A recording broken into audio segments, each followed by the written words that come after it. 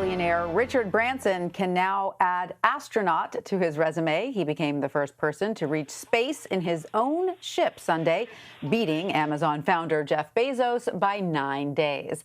The Virgin Galactic suborbital test flight was a success. CBS News senior national correspondent Mark Strassman reports from Spaceport America in New Mexico, where Branson took off and landed. To the next generation of dreamers, if we can do this, just imagine what you can do. Yay! More than 53 miles above Earth, Richard Branson was walking on air, or something close to it, giddy in microgravity, a tourist at the edge of space. It's a complete experience of a lifetime. On Sunday, the 70-year-old knighted billionaire became the first space baron to ride out of Earth's atmosphere, ahead of billionaire Jeff Bezos. Was it important to be first? No, honestly, no. Come on, not at all? No, honestly, no. We've been at this for about 20 years. It really didn't matter whether one of us went up before the other. We need many spaceships so many people can enjoy this. Wherever he travels, Branson brings swaggering style. Astronaut 001, license to thrill. His live-streamed space adventure was a marketing bonanza. Virgin Galactic, his space company, plans to fly wannabe astronauts. A closed waiting list of more than 600 people have prepaid $250,000 apiece for a joyride into the cosmos. But do you have the sense that this business is truly viable if you can't bring the price down? There are just so many people. If you ask 10 people, you'll find 7 out of 10 would love to go to space. The market is gigantic, but we will be able to bring the price down.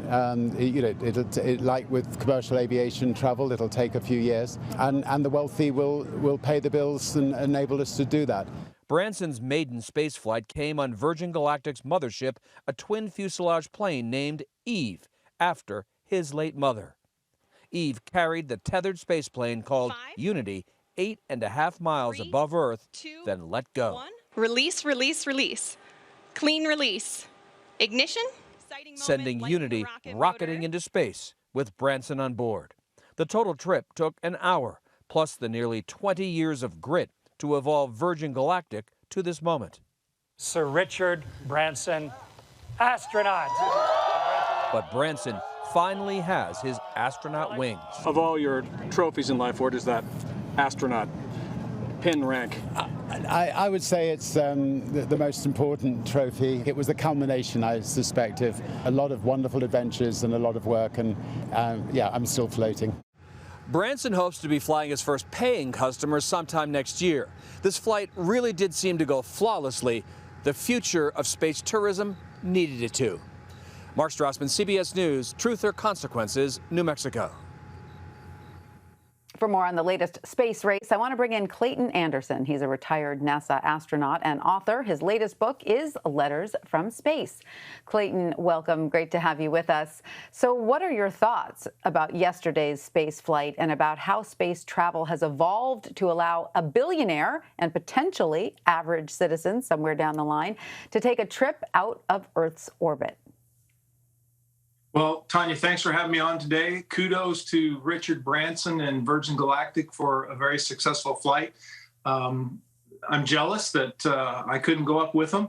But I think the question for me is this total accessibility for everyone with a price tag of about $650,000, I think, to go up for a 15-minute ride in space. There aren't a lot of people that can handle that price tag.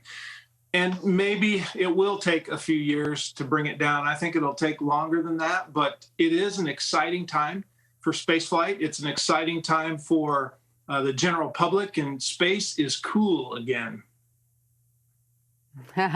So why do you believe it's important for more people to experience the journey to space? Well, I was privileged and blessed to be able to go live and work in space for 167 days. The ability to experience weightlessness on a regular basis and actually learn to live and work in that environment and to see the planet below. Those were privileges that I do hope a majority of the people on Earth get to see. I'm a big believer in the idea that if more people could spend a week in space and then maybe a month in a third world country, our perspectives on life on our planet would all change for the better.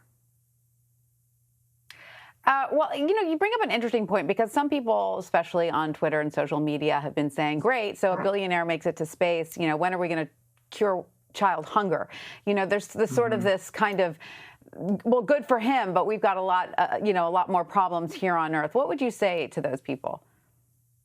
I would say that the fact that we are going to space means we're developing technology. And when we develop technology, it doesn't matter where we go. It doesn't matter if we go to the space station. It doesn't matter we go to the moon or Mars. It's what we develop along the way. And the technologies that we develop to get to these places are what come back to benefit life here on Earth. I mean, think about it. You and I are talking thousands of miles apart because of satellite and phone and computer technology that was developed in part because we have space programs. So to those people, I say, I get it. I get what you're saying, but this technology development that we get from this will help come back and fix those problems. Space flight is an investment for all the people on Earth.